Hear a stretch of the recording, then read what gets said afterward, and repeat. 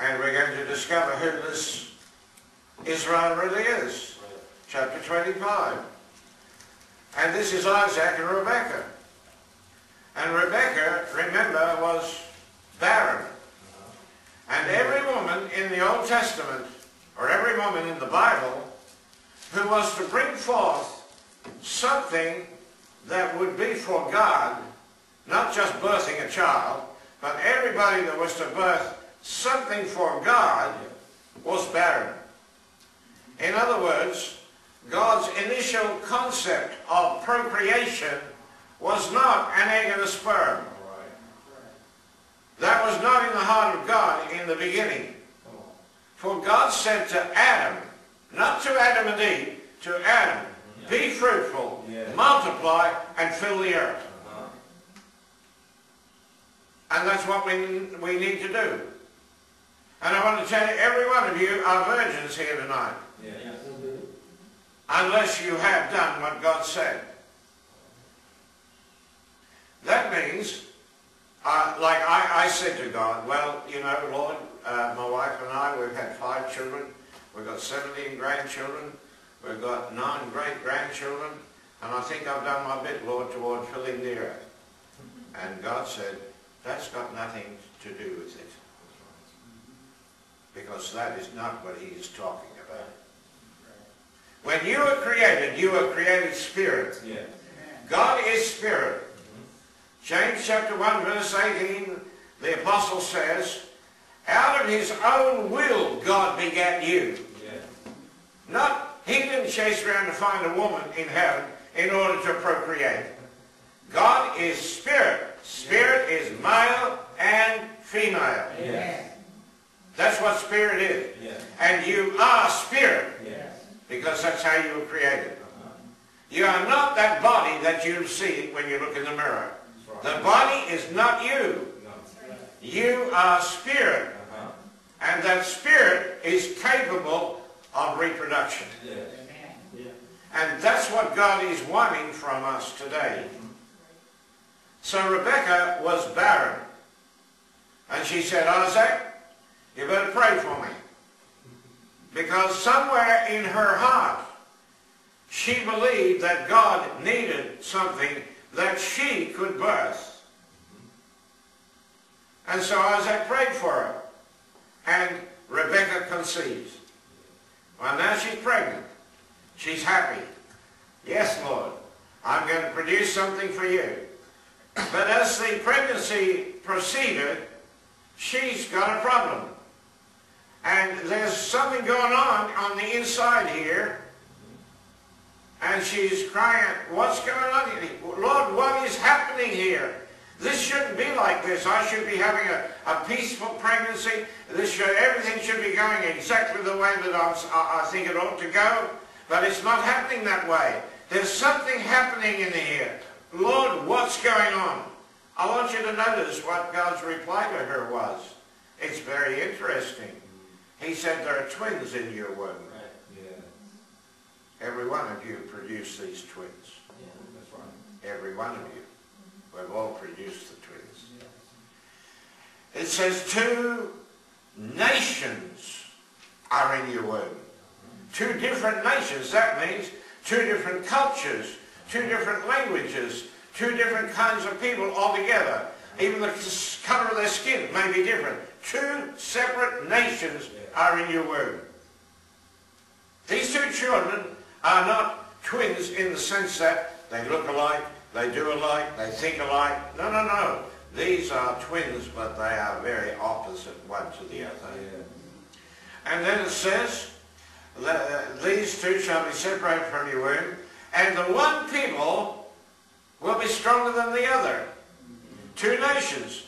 So he's not just talking about 2 individuals, but he's talking about 2 nations that will come from these 2 that are in your womb. 2 nations. And we've all contributed toward those 2 nations. Because it says here, one people will be stronger than the other. But the last thing is, the elder one, that is the firstborn, will serve the younger, will become the slave of the younger one. That's God's plan. If we could just understand that, that would make a difference to our understanding of ourselves and of life itself. You see, these two boys represent the life, first of all, the firstborn, which is that which you were born into this world as. Because that's the one that's uppermost in our mind. Yes, sir. See? 1930 I was born into this world. And as I came forth, my mother said, isn't he wonderful, you know? This boy's going to be, you know, the greatest boy because he's my boy, you know, he's my son. That was who I was when I was born, the son of Mr. Walter. My parents were mortal. Of course, that's what I had to be. Whatever the parents are, that's what the offspring will be. I was born a mortal human being. And when I began to look into the scripture, I couldn't even find where God created a mortal human being. In fact, he never did. I became a mortal human being. And yet the strange thing is, that within me there was another life. And that life had not at that point been born. In me. It was not born. So I was living as the firstborn. I'm the first guy here. His name was Esau. Which simply means hairy. Well, I got to shave every day, you know. I got to get my wig clipped a little bit. Not as much now. I have to pay search fee now. But, you know, I still am not that hairy. But this guy was hairy all over. And here in the Bible, to be hairy speaks of the flesh. So, here we go. So this first boy, he's already in the birth canal. He's on the way out. But if you read carefully, you will discover that the second boy has got his hand up and he's got hold of the heel of that one, saying, come back here. I want to get out there first. Why? Because the second one had a knowledge that the first one didn't have. The first one had no idea what the second one was even talking about or why he wanted to grab his leg. And it wasn't just to pull his leg either. I mean, he wanted to pull him back. Said, I want to get out there first. Because in the mind of the second born, he's thinking about the birthright. The first guy, the birthright's nothing.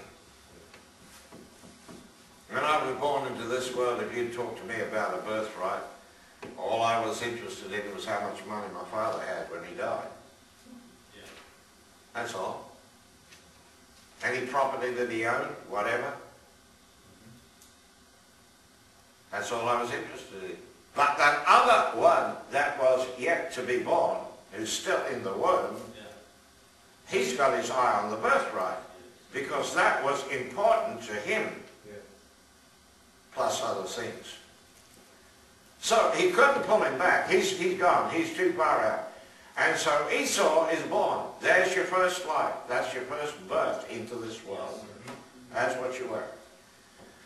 That life is a part of a complete nation of people. The whole world is divided between these two children, of whom they represent the two nations. There is a nation of people who are simply mortal human beings, born into this world, not necessarily evil, not necessarily wicked, very good people, many of them very good people, very clever people. There are many doctors, there are many scientists that have developed cures for a lot of our ills and evils and what have you in the world. But you see, it's still part of this world.